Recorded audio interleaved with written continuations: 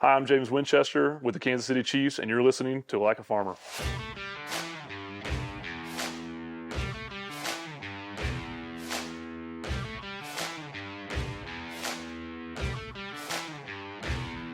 Hey y'all, it's Pat. Welcome back to another episode of Like a Farmer. Before I introduce a 3-time Super Bowl champion, I want to say I appreciate everybody always tuning in to Like a Farmer, no matter how you're doing it, YouTube, Spotify, Apple Music. There's a million of platforms out there now, but just keep watching Like a Farmer. Keep with the mission. We're once a week now.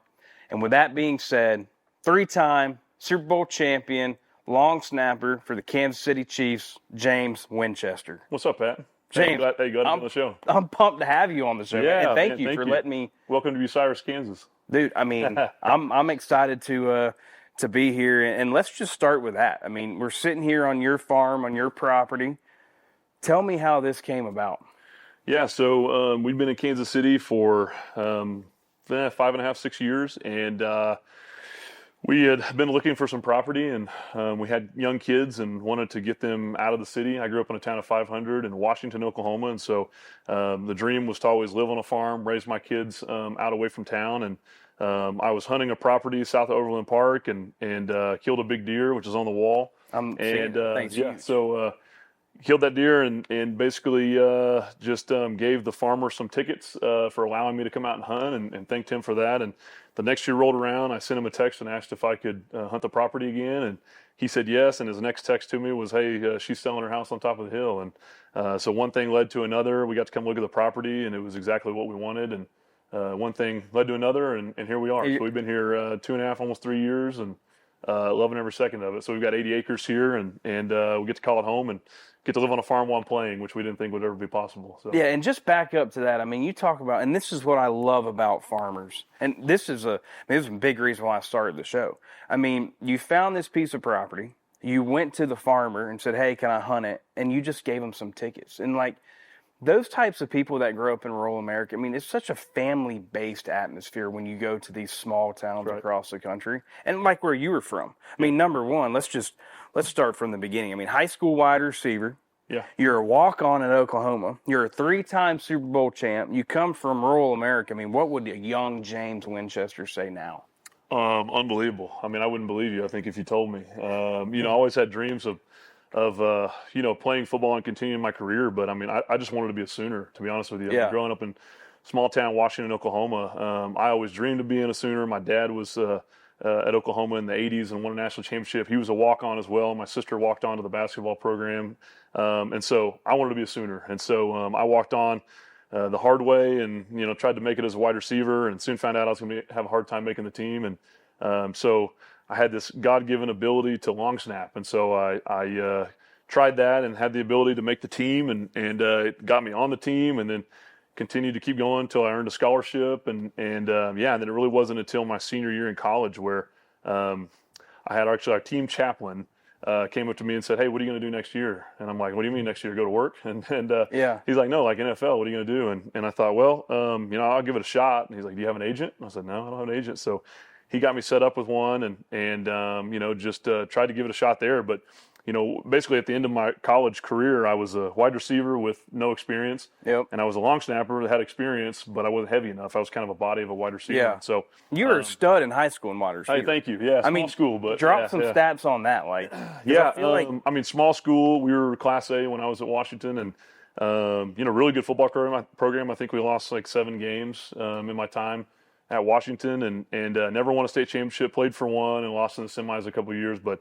I was a wide receiver and a you were that school. dude. I mean, I tried. Yeah, I tried to. But did you get looked at all coming out of high school from any colleges? No D1, just smaller D2 schools and some JUCOs. And I found out, junior and senior year, it was like my goal and dream and aspiration was to go to Oklahoma. Yeah, wanted to be a Sooner, and so that was because of your pops. That's because of my dad. Yep. And so having the opportunity to try to walk on and do that whole and live that dream, that was what I really dreamed of doing. And then had no idea that this whole NFL thing would be possible, and to get to be a part of the Kansas City Chiefs later on. I mean, unbelievable. So I spent 3 years after college out of basically working in oil and gas, bouncing from town to town. had knew enough people in Oklahoma that wherever I was working on site doing that landman work, that they would this let was me go. right after college. That's right after college. Like, yeah. so tell me that mindset of, okay, you've got some skill. You've got it in you. You've got a hell of a work ethic too, and I'm excited to talk about that and how that how that got ingrained in you. But when you have a gap like that right after playing high school and then college ball, like, how do you stay in shape? How do you stay with the mentality of, hey, I still want to play football? Yeah, it was tough. I mean, I love the game of football, so the drive was there. The want to go play was there. I actually tried to, when I first came out of college, I was trying to prove everyone wrong and be a wide receiver. But the lack of experience really hurt me there. And so I actually came to Kansas City in 2012 as a tryout wide receiver, trying to, earn a contract and didn't earn a contract. When I went home, I had a coach that I know that kind of basically just said, hey, man, I know your dream is to play wide receiver in the NFL, but your ticket is the long snap.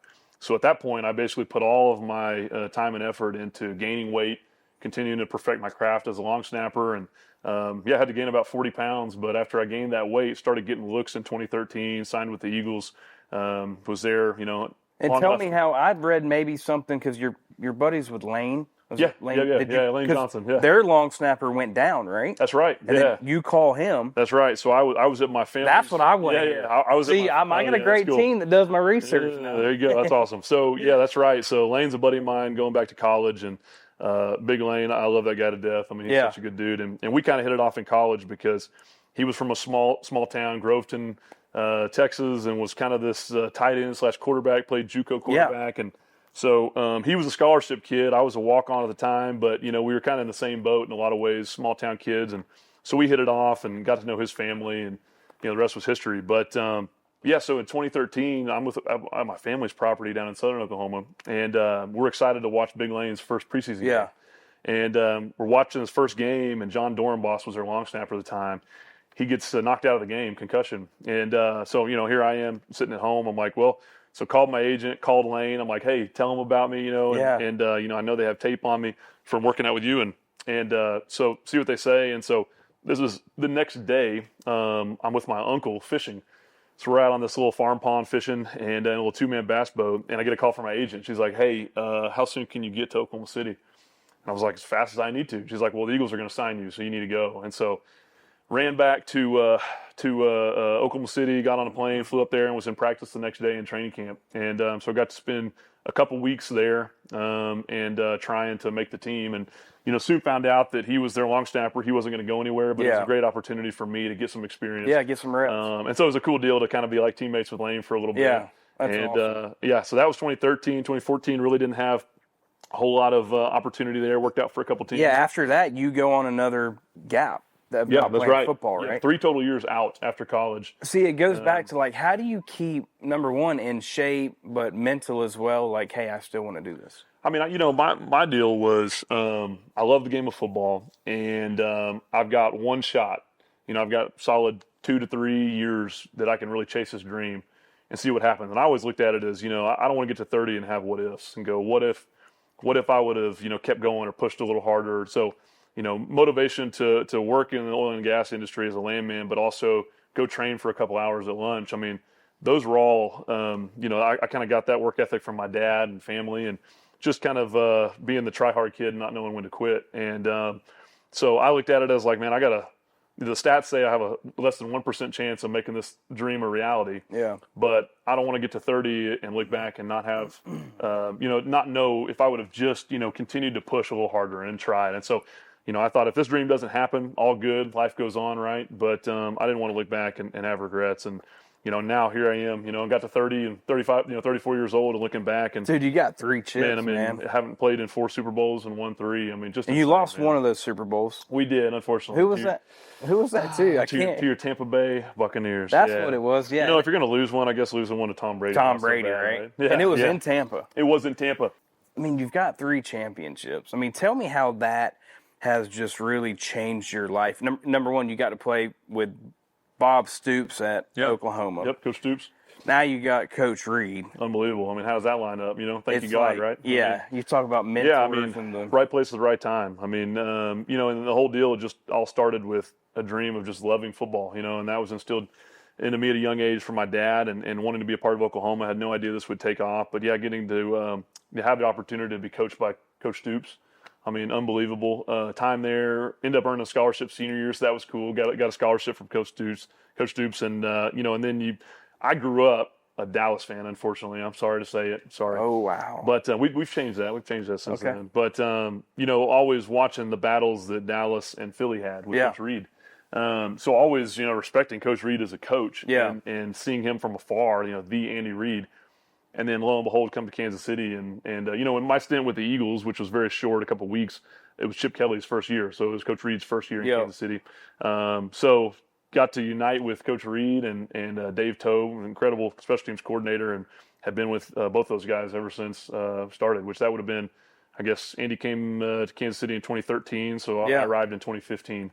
And so have got to be along for the ride, It's and it's so just cool, unbelievable. Too. I mean, right place, right time. Like I said, thank you, Lord, right? Yeah. I mean, for opportunity and but none of that would have been possible if it wasn't for, continuing to chase the dream, when we had the opportunity. And man, just very blessed to be part of it. Is Coach Reed like the guy that, social media portrays him to be? I mean, just a laid back, loves cheeseburgers, like just loves to have a good time. I mean, he's a football genius, right? I mean, his IQ absolutely. is through the roof. I would probably put him up there as top 2, top 3 for sure of all time. Yeah. But how is Coach Reed? He's an incredible leader of men. He watching how he leads a locker room is pretty impressive. And he's a very disciplinary. We have a way we're going to do things, and this is just the way it is. He's not about individuals. He's everything for the team, and everything is cohesive. And it's just been impressive because from day one when I got here in 2015 to trying to win Super Bowls to now we're right in the thick of it, and we're having some success. He hasn't changed a bit. He sticks to what he knows. He's an absolute genius when it comes to X's and O's, but he's just such a good human being, and everyone in that locker room respects him. Would run through a brick wall, and the way he, sticks up for his players. And it's been such a cool deal for me to get to witness that. And you see why we have the success that we have, by having a guy like that just can lead these men. So it's been a dream getting to be around Coach Reed. And it starts with the coach, but I think a lot of the teams that have a coach like that mentorship and leadership has to leak down into the locker room. That's right. Name me a couple players on the Chiefs that you think are just major leaders of men as well, too. Well, you got to start with Pat Mahomes and Travis. Those guys are, you got 2 future Hall of Famers and a Hall of Fame coach. It doesn't get better than that. But we have such a great supporting cast. Everybody from the top of the top to the low of the low when it comes to coaches, players. Everyone has a role on the team. And everyone takes a lot of pride in what they do, whether it's special teams, offense, defense. And we've got some great players. Really good players on offense, defense, and got a lot of guys coaching them. But, yeah, it's pretty incredible. It just overall there's so much talent on the team and leadership that it's no surprise that we don't, we have the success that we have, and totally. It's such a cool deal for me to just get to witness that, get to be in the locker room with these guys every day, get to know them. And then go through the grind of a season with these guys, and to have done it as long as I have. I think I'm officially the oldest guy on the team. So are you? There you go, yeah. And you're going to be 35? 35 in August. That's right. And you're the oldest I think on I'm the I'm a couple months older than Travis. So he's we're right there with Trav. But it's special, man. It's special. I know. Hey, we'll keep that under wraps. They don't even know how old I am. I think when it comes, and I'm excited to talk about outside of football too with you. But when it comes to football, and I'm wearing my hoodie that Josh Allen and I created, and this is good-looking hoodie. This is Josh's favorite quote: "Bloom where you're planted." Everything that you've landed in life, whether it's playing football, then not playing, then not playing, you've seemed to bloom there, and you've done that in Kansas City, and it's like you just said, you've had a front row seat to see all of this, and you're a huge, part of the success too of the team, but. There's one thing that just kind of is mind-blowing. It happened this year. I'm just curious your thoughts on. Kansas City has one of the best fan bases, especially when it comes to the Chiefs. Yep. There's a new fan base that came into town, and they call themselves Swifties. The Swifties. The Swifties. How has that been? Yeah, that was an interesting spectacle. You Yeah. know? But And how did that, like, tell me how it all, like, transpired. Like, Yeah, because okay. rumors started, from, Yeah. I'm sure TMZ or E! News or whoever broke this maybe possibility of Trav and T Swift dating. Like, Yes. how did it break? So, you know, we'd heard rumors, you know, the Trav posting, you know, the friendship bracelets and things like that, you know, and I mean, those guys are always talking about this and that. So, you know, you just kind of like, it just comes with those guys. And Trav, I mean, he's one in a million, right? I mean, he's just a incredible football player, but his personality and as an entertainer, I mean, he's just off the charts. Yeah. So, you know, we kind of heard, but just like, you know, whatever. It wasn't until the Chicago game, we're playing in Kansas City against Chicago. It's towards the end of the game, and there had been, you know, rumors circulating, you know, Trav and Taylor, and I had one of our equipment managers, Jay White. I was standing with him on the sideline, and we were doing pretty well that game. We were winning pretty big, and I just made this comment. I said, Jay, I think this whole thing is just made up. Like, I think it's just a big rumor. And Jay looked at me and he goes, no, dude, she's here. And I was like, what? What do you mean she's here? And he goes, no, she's right there. And he's like, no, seriously. Like, he turned to me and like was like, look right there and just go down a little bit right there. And I'm This was during a game. during the game, yeah. This was like during the game, like probably, I don't know, third or fourth quarter. And I'm like, that's it. That's Taylor Swift. That's cool. Like, she's here. Yeah. So my first response, I'm like, well, that's pretty cool. So I walked up to Trav in the game, and we were on the sideline, and I just said, hey, man, that's cool. She's here. And he's like, wait, what do you mean? He's like, did they put her up on the, you know, Jumbotron or something? And I'm like, no. I'm like, Jay just told me right there. I was like, that's awesome, man. Good for you. And he's just kind of like smiling, you know, like, oh, yeah, kind of blushing. And so great. later on, the whole deal, later on, we're walking up the ramp, and him and her go get on the cart. And so we're walking by and made some jokes to him on the way by. And later on that night, got to meet her, and the first thing she said, hey, you're the guy with the cute kids, because we had my son and daughter out on the field, and so I'm like, dang, okay. I was like, I think I just became a T Swift fan, you know, like That's awesome. We're the same age, so I always heard her music. Yeah. So would you consider yourself a Swiftie? I mean, I'm a fan of her, yeah, because you know, being around her this year and hearing everything, she's just such a genuine person, and you know, where it might have got old for a lot of people seeing all of that posted, for us, it was great. It wasn't a distraction. You know, couldn't be happier for Trav and her, and that whole deal seems like a really good thing for him and her. And it was cool. And then her support all the way through the Super Bowl. I mean, it was awesome. You know, I'm sure him and her both got tired of them showing them and making, you know, stuff. So those out there who were, you know, a little got tired of the T Swift stuff when they were watching the Chiefs. I'm sure they got a little tired of them showing themselves too. So it was, you know, it's kind of a mutual deal there. But no, she was great. I mean, getting to meet her family and be around her and have conversations throughout the year, it was a lot of fun. And you know, always we're the same age, so you know, all of her music going back to 2006, 2007. You know, I remember a lot of it. And so it was a cool thing to finally get to meet her. And it was awesome. It was a cool deal, and couldn't be happier for Trav and her. That's awesome, man. It was fun. Yeah, it was cool. What's your favorite Taylor Swift song? Oh man, you know, that's a good one. Probably the "Shake It Off," because my kids love that song. They dance to it. I'd get a "Shake It Off" too. You know, and going back, I guess to add a wrinkle to this whole thing, I had 9 women in my family, including my wife, my mom, sisters, cousins, that all went to her concert at Arrowhead this summer. Yeah. Well, I got kind of conned into going to this thing. I didn't plan on going to this concert, but they're like, hey, so I was the one dude that went to this thing, and it was impressive. Like, actually seeing the show that she put on, and you know, all the excitement around it. After watching it, I had a little different viewpoint. I'm like, man, she's an incredible, you know, songwriter, singer, and entertainer. Yeah, correct. And then had no idea that the rest of the stuff that, you know, we'd be meeting her in October, and that we'd, you know, get to be around her some. So just a cool thing to look back on, and you know, all the women in my family were going nuts over that. Oh yeah. But it definitely added a wrinkle, and we got some fans that were not expected joining Chiefs Kingdom. Yeah.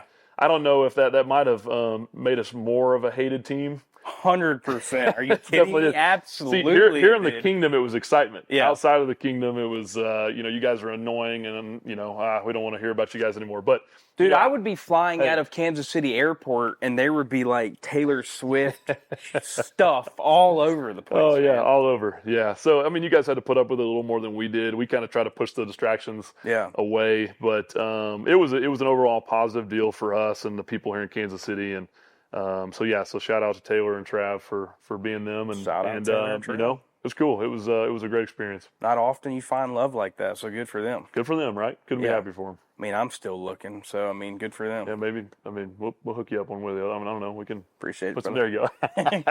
Do you think they might? I mean, can you see them maybe getting it done, engaged, and yeah, I could definitely see it. I think they're very similar in a lot of ways. You know, being around Trav, for the last 9 years. I mean, I think they're more similar than you would think. Yeah. So I wish the best for them. If that's, I'm going to go with what our kicker Harrison Bucker said. I hope you guys get married and have a lot of kids. So I'm like, hey, go for it, have a family. So, I love that. Happy for them. That's cool. Yep. We'd like to take a minute to talk about Blue Otter sunglasses. Blue Otter sunglasses are the shades of choice for country superstars like Luke Combs, Cody Johnson, Riley Green, and Hardy. With Carl Zeiss scratch-resistant lenses, Blue Otter has partnered with Ag America to create the Like a Farmer frames, which benefit farmers and ranchers in rural communities. 10% of each purchase of the Like a Farmer Blue Otter sunglasses goes to Ag America Giving. Go to blueotterpolarized.com and search Like a Farmer. You can also go to likeafarmer.com and click on merch. I want to play a game. Okay. This is one of the segments of Like a Farmer. Okay. And this game is called This or That. I'm going to ask you a couple this or that questions. You answer, and then you can ask me one. Okay. All right. First question. You're a fan at this point, okay? You're not playing ball. Okay. Would you rather have the Oklahoma Sooners win a national championship or the Kansas City Chiefs win a Super Bowl? You're a fan at this point. I'm a fan at this point. Yeah. Oh, man. I would actually prefer to see the Sooners win a national championship. SEC, here we come. Totally. Right? I mean, you're an SEC guy, right? Big SEC There you go. guy. Okay, You know that. we're coming. I'm not saying we're going to win the national championship. I hope so, and I'm a huge Boomer Sooner, so Y'all I'd have still, to lean towards. Now, if I'm playing, I like playing the Super Bowl, so obviously, but I'm a fan. So Venable's still the head coach? he is, yeah, Coach V. Dude, he's a dude, man. I mean, at Clemson, he's a good dude. Yeah. Oh man, he had him rolling there, right? the defense, holy He cow. was Coach Venables was our defensive coordinator when I was in school at Oklahoma. So he was always a guy that I always respected, and just as a leadership from leadership standpoint, and also just an X's and O's guy. He was good, treated his players great. I mean, high intensity. Obviously, you saw at Clemson, he had the guy that was like walking behind him, pulling him back. Yeah. That was like one guy's designated job was to keep Coach V off the field because he's so intense. intense.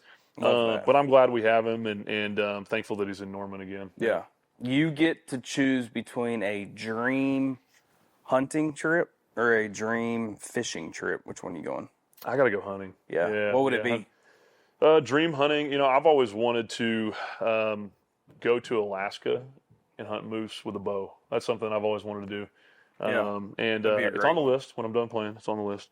But I think I love fishing, but I enjoy fishing. I love hunting. I'll put it that way. So anything where I can go see the terrain, go see the mountains, different areas, and I think a moose is such a large animal that to be in the brush close to one of those, close enough for a bow shot. I mean, elk's up there too. Totally, yeah. But when you're playing football, like the majority of your life in the fall, you don't really have an opportunity to go elk hunt. So that's on the list as well. But I think elk or moose with a bow. Yeah, it's a once in a lifetime thing. Yeah. You gotta. Yeah. And it's like you've had some once in a lifetime moments in football too. I mean, what was it? I forgot the game, but it was Darren Sproles when you knocked the football. Yeah, that's right. You got the fumble recovery. Yeah, I had the opportunity to make a big play on Darren, which How did that feel?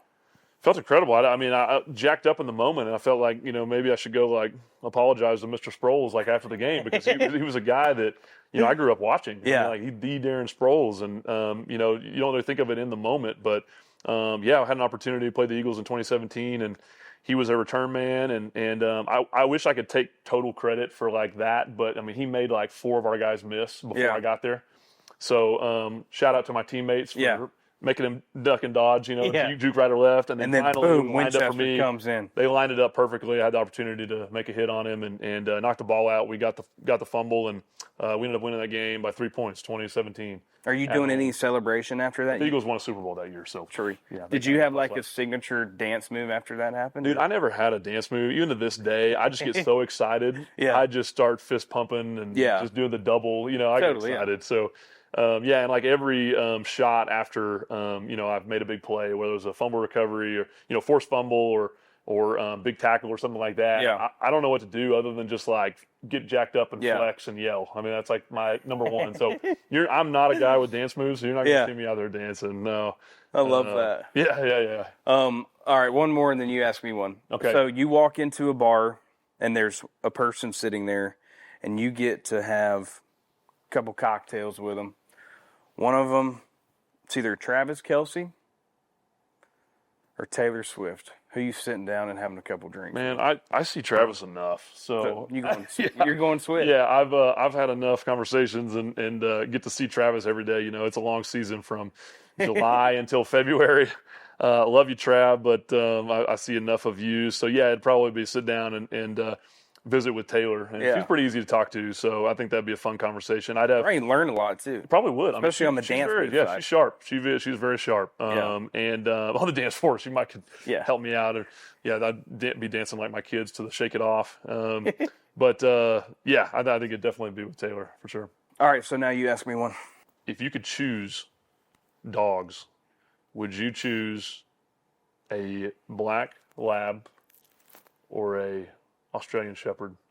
I got to go black lab, man. Yeah. Those labs are the hunting dogs. They're smart, just good like dogs, yeah. Smart family dogs. They're just like, I feel like when people say, dog is a man's best friend, I think that was built by a lab, no matter the color. Yeah. It's just like a lab's meant to be your best friend. So growing up, that was my dream dog, was a black lab. So lab was the dream dog. We ended up with mini Aussies, so I had to set you up on that one. Unbelievable, you didn't pick the mini Aussie. I know. So they are minis, but they're kind of on the bigger side of minis. You have one now, right? We do. We got two. Yeah, Gunner and Gray. They're good dogs. But one of these days, I'll get my lab. So I love our dogs, but those are probably my two favorite breeds. So I kind of had to ask you that question. We need to get you a lab. Name Winchester or something. That'd be a good one. Yeah, you got to go with a name. Yeah. I like, have you ever seen a red lab? Yes. I really want a red silver lab, like those off-color So my labs. uncle, he raised chocolate labs. Okay. So when I was younger, they were raising chocolate labs. And so they all have chocolate labs. I love chocolate labs. But I have a good buddy of mine, Tom Johnson's down in South Texas, and he had a pair of red labs. Yeah. And that was the prettiest colored lab I've ever seen in my life. And so I think I'm gonna have to get a red lab one of these days. That's might be my hunting dog. We're gonna do that. We'll wait till after I'm done playing though, because I want to spend the time training and for sure working with the pup. So dogs are so popular right now too, especially Barstool's new dog, Miss Peaches. Have you seen? Yeah. That? I mean, Dave, man, he can make anything famous. That dude's that dog. monster. Yeah, that dog is uber famous at this point, right? Yeah, he's got way more followers than probably all of us combined. Peaches, I love the name. I think hearing him say Peaches is my favorite part of that whole thing. Just the way he says it with that northeastern accent. Yeah, it's funny. Yeah. Well, there was the game. I appreciate you playing that. Football, we can talk football all day, and you've had so much success. Congrats on that. I love what y'all are doing in Chiefs Kingdom. Man, they're coming in hard and heavy, and I really don't see them going away anytime soon. Any prediction for the season before we move on from football? I mean, the goal is a three-peat, and that's what we're chasing. And we've got the pieces to do it, but you got to go do it one at a time. Yeah. If there's anything we've learned from playing in Super Bowls, losing them and winning them. Yeah. They're hard. I mean, it's tough. It's tough to get to that point. There's because you've lost one Super Bowl, right? We did, yeah. And that was Tom Brady. Okay, gotcha. So it's tough. And I mean, there's so many years, like the battles we've had with the Bills and all those teams we play. So much respect for those teams because, it's just been a hair away. And Baltimore, Buffalo, Miami, all teams deserving. Everybody's of getting better. Yeah, it is, and it's one of those deals where. And we have friends that play for all those teams. Yeah. So that's another wrinkle that a lot of people don't think about. And that's just at the end of the day as a competitor, you're competing for that highest goal. And we've been fortunate to squeak some wins out and have the coaches and personnel to do it. But you've got a lot of great teams, a lot of great competitors. And I feel like the AFC just keeps getting loaded up and, it has more and more talent. And so it's tough. It was really tough. But obviously the three-peat would be the goal. Totally. And you got Patty Mahomes. Do you think, at the end of the day, is he going to be the greatest of all time over Tom? Man, if he keeps going at this rate, I know. Could do it. And that's the deal is, you could always be close, but not But for him, with his level of play and what he's doing, there's no reason he can't. Yeah. And in recent years, I mean, you see what he does. It's like, whatever you do, don't bet against Pat. And I mean, from a long snapper standpoint, I like playing, and I don't really get to play unless we get stopped on third down. Yeah. For maybe a field goal, if we're inside field goal. Yeah. So you're chilling out a lot of the game, so man. we don't average a whole lot of punts. So it's kind of one of those deals where like, man, I like scoring and I like winning, but you're like, I like playing too. Totally, so, yeah. But again, all that to be said, very fortunate and blessed to get to play in Kansas City and get to have the opportunity to be teammates with these guys. Get to know them, their families, be around Hall of Fame players and coaches. It's a dream come true. So That's we're awesome. fortunate to be in Kansas City. And I want to talk about, because you mentioned the word family a lot, and that's where I want to dig into off football a little bit. Like, the family life and how you grew up, and you've got a huge passion for the outdoors. And this goes back to, why I started Like a Farmer. It's not like every single person that comes on my show is a full-time farmer, right? I mean, the goal is to celebrate the farmer, educate the people, but you're celebrating the farmer by just bringing people that are outdoor enthusiasts or like to hunt or like to fish or want to know where their food comes from or want to appreciate the people that grow their food. Like, where'd you grab that passion of just being outdoors? Well, growing up, so I go all the way back to my grandpa and his brothers. They all grew up in Maysville, Oklahoma, Central Oklahoma. My dad was raised in Southern Oklahoma, Marietta, Love County. My grandpa for 40 plus years, raised watermelons in the summer and harvested pecans in the fall. And so growing up, that was what my dad grew up around. So when I came along, that's what I was kind of subjected to, being around, watching them harvest pecans, watching them raise watermelons, and just great people. I mean, overall, and so. Which is kind of like what we're doing here with living on a farm and raising our kids in Bucyrus, Kansas. It's kind of, we're kind of following my dad's model, because, when he worked for Southwest Airlines for 29 years in Oklahoma City. And when he started having little ones, he moved us down to Washington, Oklahoma, south of Norman, a little small town, great school, great community, great sports program. And that's kind of what we called home. And so, being raised in an area that's kind of similar to how he grew up in Southern Oklahoma, that's what he wanted to instill in us at a young age. And, looking back on it now, I mean, I have so much pride being from Washington, Oklahoma, being from a small town, graduated with 52 kids, town of 500, farming community itself. I mean, they farmed cotton when I was younger, and then that went to wheat and beans and corn as I got older. And so just being around that, there was a lot of horse farms in our area, so quarter horses. So a lot of buddies that I was around, one of my best friends, Jeff Tompkins, growing up, after school, I'd go home with him, and his dad owned a quarter horse farm.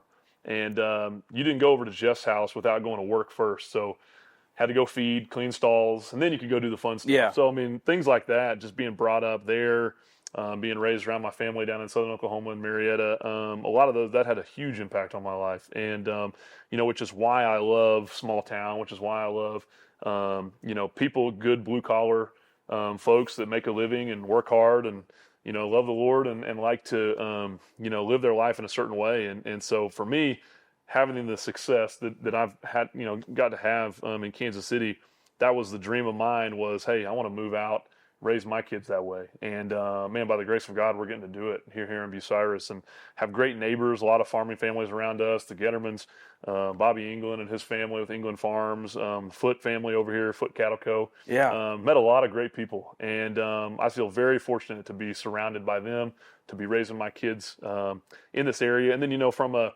outdoor standpoint, loving hunting and fishing. I mean, that goes hand in hand, right? I mean, it's all a lifestyle, what you're explaining, which is super cool. Like, and I got to meet your wife and kids earlier, and they're all great. And like you keep on hitting on like, Pat, this is how I was raised back in Oklahoma, and like I need to create that lifestyle for my family, and that's super cool to see that. Like, why is that so important to you?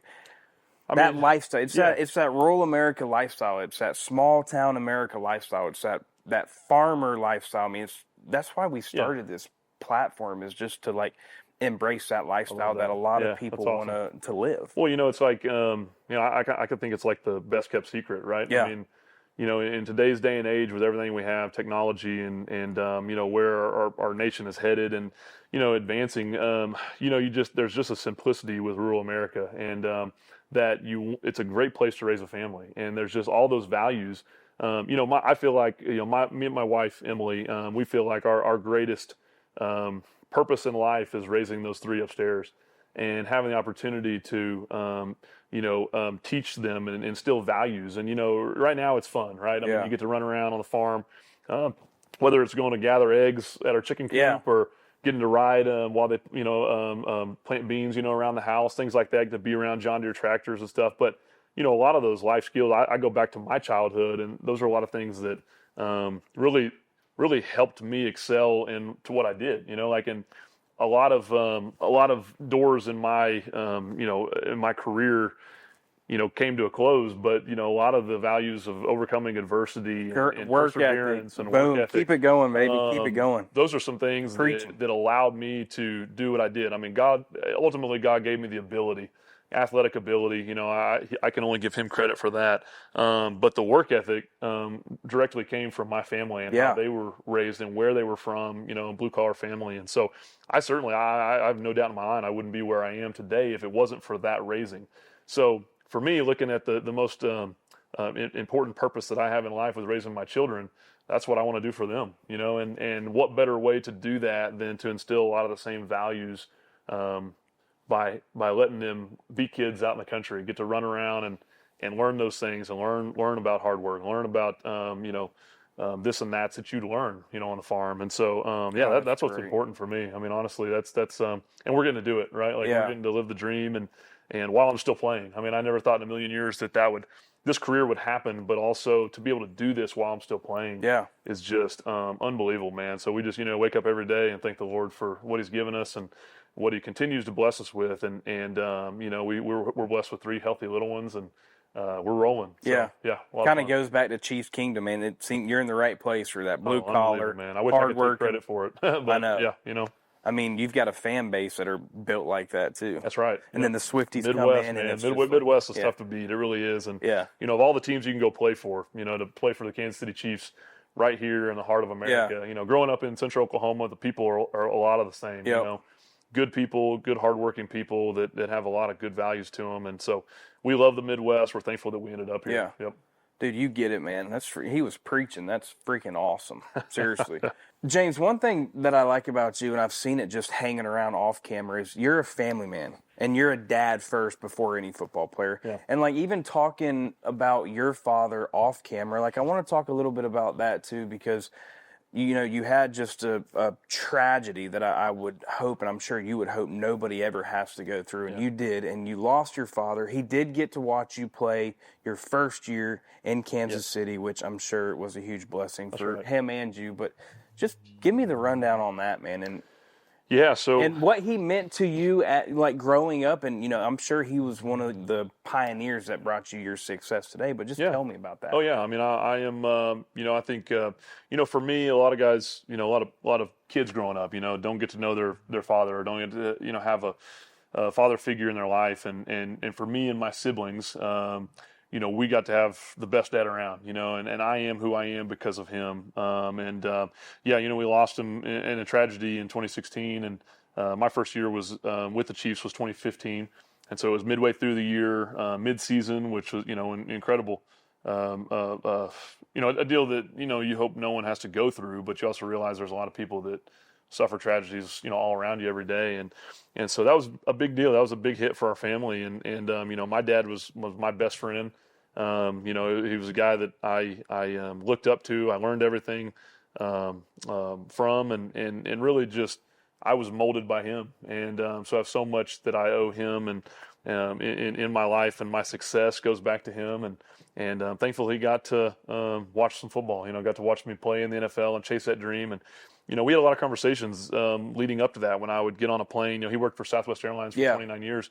When I was on my way flying out to work out for teams, he was my biggest supporter. He'd always meet me up there and sit down and talk about, how this workout was going to go and if we could maybe sign with the team and, just kind of your hopes and aspirations, everything with what you wanted out of that. But, and he was even a guy that about my third year in said, sat me down at the airport at Will Rogers World Airport. I was waiting for a flight to Buffalo, and he actually said, hey man, he said, I know you want to, you want this thing, you want this dream, but he's like, you're not doing it for me. Don't do it. Don't think you have to keep, have the pressure to continue chasing this dream because of me. He's like, you do it for you. If you feel like you need to hang it up because you met the woman of your dreams, and you guys are going to get married and have a life and have kids, that's there's other things in life outside of that dream. And lo and behold, ended up making it, another year or two later.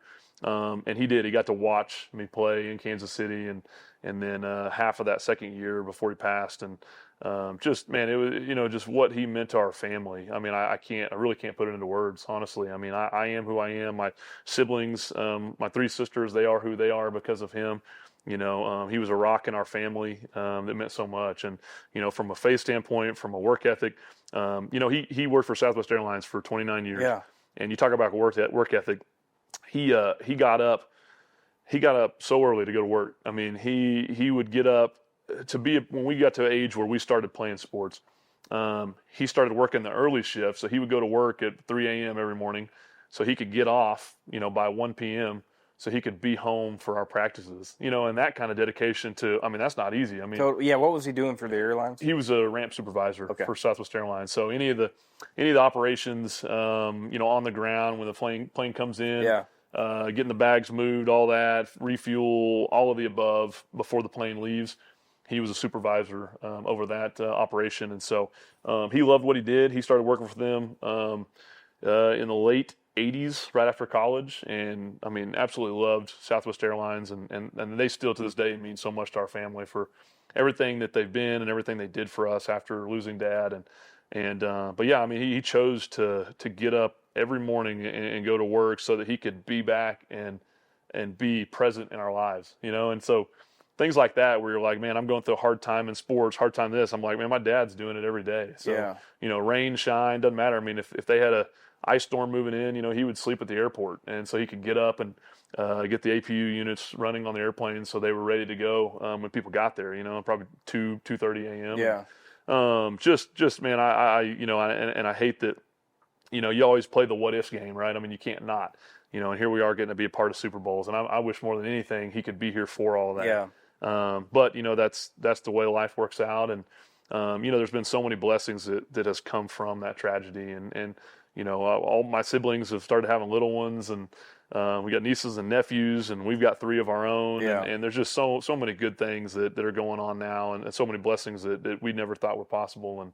And so, yeah, I mean, it's definitely, it was a tough deal, and it was hard mid-season, I mean, that happened, and, getting a call on a Tuesday. I mean, I was actually getting ready to go hunt. I was loading up the bow and getting the truck packed up to go get in a deer stand early November 15th, when I got a call from my older sister that Dad had been shot leaving work, and we really didn't know what was going on in those moments. And later on, she called and said, he'd passed from the injuries. And so, yeah, I mean, you never. They found the guy. They did. Yeah, they did. Yeah. And then did you play that next Sunday? I did. Yeah. So that was a deal. I know the Chief Kingdom kind of surrounded. Oh, they were huge. Coach Reed and his support, Chiefs Kingdom. I mean, I can't thank everyone. Even the University of Oklahoma. Joe Castiglione, athletic director there. Everyone was so good. The Hunt family, top-notch family, and their support was huge in that moment. Coach Reed, and then our family together. I had a tough conversation with Coach Reed. I had to call him and tell him what happened, and he just said, "Go. You need to be with your family." And we were playing Tampa Bay actually that next weekend, and that was on a Tuesday. And the one thing in that conversation, and it was a blur with Coach Reed. I just felt, I felt that my dad would want me to play in that coming game. And I knew just, he always preached accountability, always preached, to be there for the man that depends on you, and if someone depends on you, you're there, like always be early, never late. And that's just a part of it. And so it doesn't matter what the circumstance is. And so for me, on the phone with Coach Reed, I said, I'll be there, I'll be there on Sunday. And he's like, don't worry about that. You just go be with your family. We'll figure it out. And I said, Coach, I'll be there. You can count on me. I'll be back for the game. And so we buried Dad on a Saturday and got on a plane with the GM, John Dorsey at the time, and flew back to Kansas City and played in the game the next day. And It was tough. It really was tough. There were some guys that I knew from Tampa Bay, and it was that they were with me. They were around Dad when Dad was so supportive during my college years, and having family, and it was one of those things that was so tough to work through. But at the same time, I knew that what my dad wanted me to do, and I knew that there was a lot of family and my family members that were hurting. I mean, we're broken, and so it was a way to kind of get their minds off of the tragedy and losing Dad, and so there was you just try to look at the blessings in the situation, and you try to move forward one foot after the other. That was one thing that Dad always preached was, you get knocked on your rear one foot after the other. Just keep pushing, keep pressing, and that's a blue collar mindset. And just to go and to have no quit, and so that's how I was raised, and I think that's how we handled that situation. From a family of faith, and so very grateful for the faith that we all share, and just one foot in front of the other, and continued to heal through time. You don't totally get over something like that, but it certainly pushes you forward. And being in these moments, anytime we get to play in a big game, I just feel Dad close. I feel him that he would, and really just enjoy like being there with the family. The first Super Bowl, we took 19 people to that game. Actually, 22 or 19 people. Grandparents, siblings, uncles, and we took everybody. And that was such a special deal because, you're like, that's exactly how my dad would want it. And we always had family at every Super Bowl represented, and such a cool deal. So, having my, son and daughter get those Super Bowls, you just look at that whole deal from 1,000 feet up, and you go, he'd be proud. He'd be proud of what we're doing, and I am who I am because of him. I was about to say, you could just tell. Yeah. You could tell the amount of time that you got to spend with him, work ethic and adversity and faith and family first. I mean, it kind of embodies you. So that's right. That's him. I appreciate you telling me. Yeah, about you bet. What about the hunting side? I mean, who taught you how to hunt? I had my family. Growing up on the farm. When you look at what you do out there, well, you get in the outdoors. You enjoy when you have time, whether it's hunting, fishing. You're on the river, the lake. Family grew up right between Lake Murray and Lake Texoma in southern Oklahoma, and so you always had a great option to go fish down there. And they took me when I was little. That I give them credit because my uncle at a young age, when I was 4 years old, he was taking me out deer hunting, and just fell in love with the woods, the simplicity of it. But yet there was always a challenge, and there were so many variables from the weather to the season, chasing a wild animal, in their game. That was just always such a cool thing for me, but it's just so simple. And so, I going through high school, I look at that and how much value there was in being interested in the outdoors and being interested in spending time outside. After a football game on a Friday night, when all my buddies were going to do whatever, I was going down south to go hunt. We had family's place down in Marietta, and I wanted to be in a deer stand on Saturday morning. And you wanted to be outside. I wanted to be outside, yeah. So I always had a love for land, always had a love for the outdoors. Correct. And that love for land, I want to hit on that too, because you are part of, is it the Choctaw Nation? Choctaw Nation, of Oklahoma. Yeah, so I get that from my grandma's side. Yep. Which is awesome. I want to talk about that because it goes back to having a passion for land. It just has to be ingrained in you. And part of me thinks that might be from where it's from. Yeah, it's a way of life. Yeah. Thankful to, pretty cool to be very proud of my heritage. The Choctaw Nation. And like I said, get that from my grandma's side. And it's such a cool deal, There's a lot of people back home, in southern Oklahoma that are part of the Choctaw Nation that, you feel those people cheering for you and excited for you. And that's such a cool deal. I've had the opportunity to meet and have a lot of conversations with Chief Gary Batten. He's chief of the Choctaw Nation, and what a cool deal, to be in a spot where, it's kind of a cool deal. The chief, it's a neat thing. And he came up last year for the Eagles game, actually, and got to introduce him to our business side of the facility and get to tell him, tell them about him and introduce him. And that's awesome. Such a cool deal. Yeah. There's some good synergies there too. I mean, a lot of, just the connecting points, between the nation and the state of Oklahoma and now here.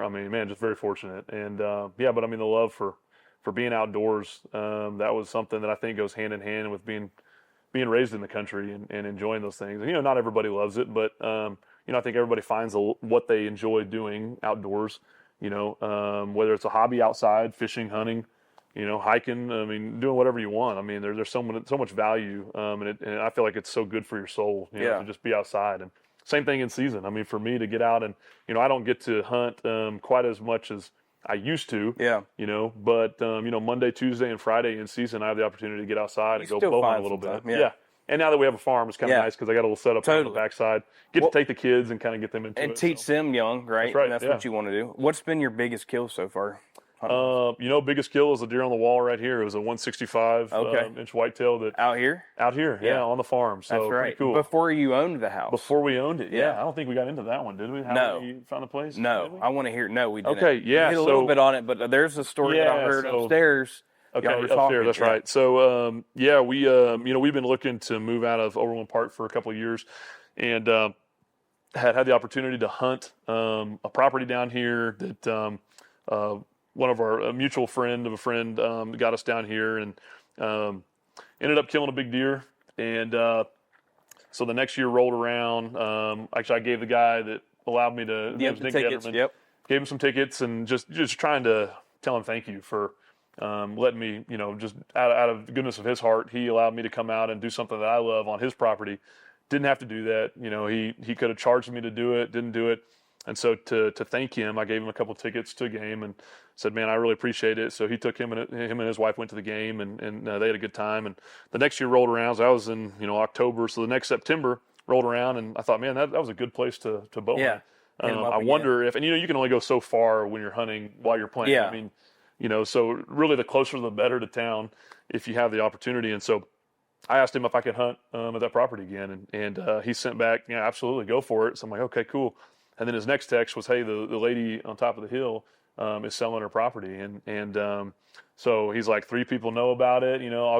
I'll pass along her number if you want to look at it. She's not going to put it on the market. And so I'm like, man, I've hunted that property. It's pretty good deer hunting out there, but we'll see what the house looks like. And so. And we all know it's not your decision. I mean, that's right. Yeah, exactly. Who the missus has a big part of that. Which then when I told her, and all she'd ever done is drop me off at the barn. When I walked back to my hunting spot, and so she's like, "Oh, the house on top of the hill. Like, I'm not moving out there. I like it where we're at." And, and so I said, Emily, just go to the property with me. Just drive out and look at it. She's like, okay, but I know you just want it because you killed a deer out there. You want to hunt? And I'm like, yes, but that's not the the whole reasoning behind it. And so we contacted the owner, and she allowed us to come out and look at the property. And driving up the driveway, both of us were like, wow, this is a beautiful spot. I mean, coming from living in a neighborhood, I mean, this is exactly where we wanted to be. And I hunted this area, obviously, because I hunted the deer back there. But we thought, man, this would be a great place to raise the kids. And so we'll see what happens.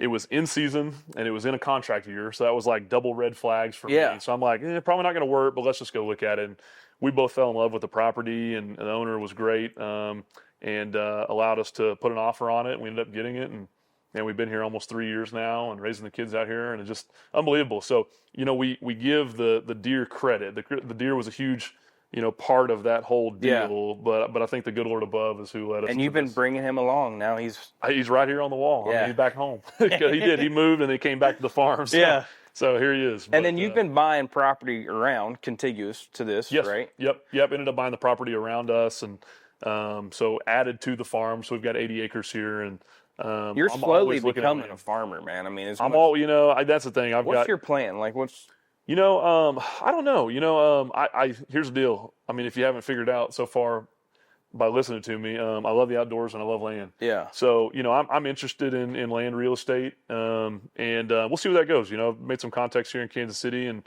some great ones. I actually got the hat on Midwest Land Group. There you go. Great group of guys over there, and have been very, very blessed to get to know those guys, and know a lot of the guys that actually hunt with Heartland Bow Hunter. And so Skylar Wursig and a bunch of those guys that work over there, and they're just great people, man. They're great guys, and I'm fortunate to get to know them and their families, and they're all Chiefs fans. So it's a really neat deal for me. But you don't play football forever, and so something, I'm focused on doing something that I enjoy. And I get up every day, love what I do, and enjoy. And I think that should be everyone's focus. But and that's my last question too. Like, what does life look like after football?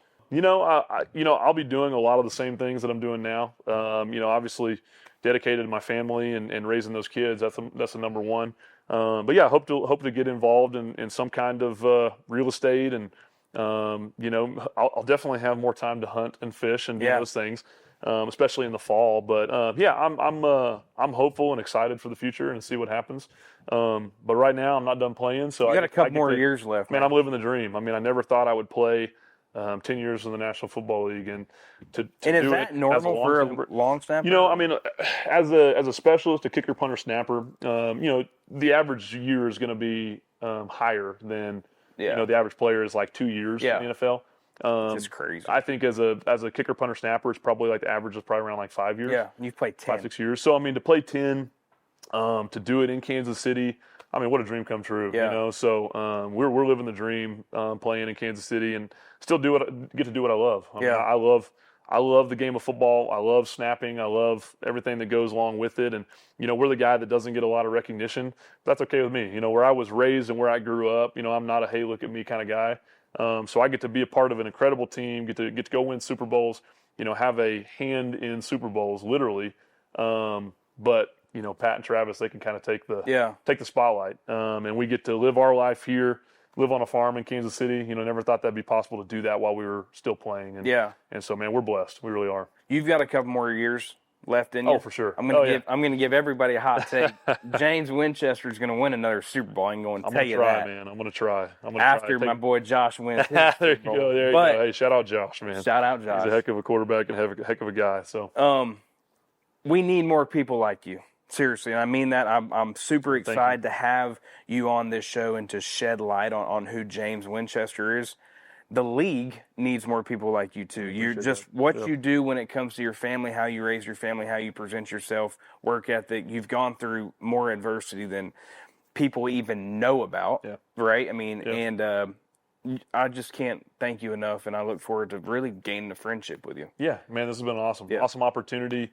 So yeah, man, it's been incredible. So thank you for having me on, and thanks for coming out and seeing the farm and being Absolutely, at the place. man. And man, I'm happy to do anything for you that I can, and look forward to seeing you again in the future. Appreciate it. 3-time Super Bowl champion, Kansas City Chiefs long snapper, James Winchester. Thanks for tuning in. And as always, do what you got to do. Like, comment, share, subscribe. Do whatever you got to do to be like a farmer.